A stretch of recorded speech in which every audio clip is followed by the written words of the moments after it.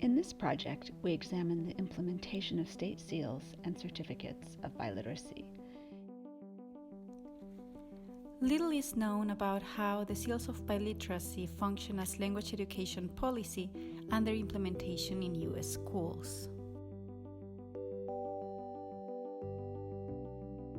These awards offer official state recognition of students' language skills and are increasingly common across the U.S. Focusing on our own state, for the last few years we examined Minnesota state and local policies and empirical data concerning who was earning the seal, where, and for which languages. We interviewed school administrators, teachers, and state education leaders across the state of Minnesota. We found that more students were being awarded the seal each year in Minnesota.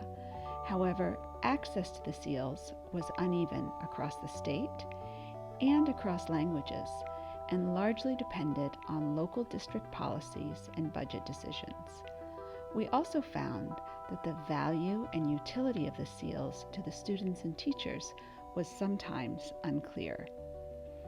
More broadly, when we listened to educators, teachers, and administrators, we found that seal legislation rests on a neoliberal logic and on a market-oriented, rational choice ideologies.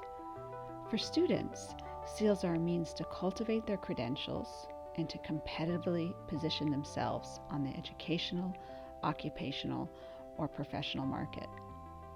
In turn, for districts, seals and credentials are a low-risk, low-investment means to signal commitment to diversity without having to actually commit to it in programmatic or in budgetary terms.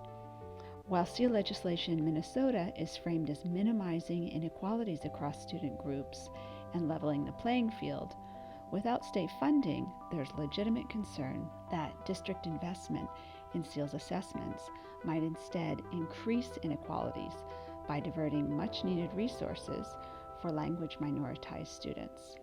Broader funding and pedagogical investment and programming is needed for these seals to have more than symbolic value.